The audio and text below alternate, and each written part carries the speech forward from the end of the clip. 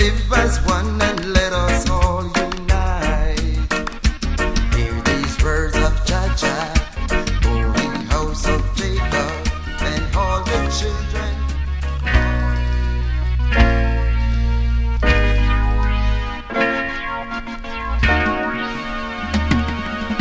Free black people, oppressors, free black people, just set free black people all over this world.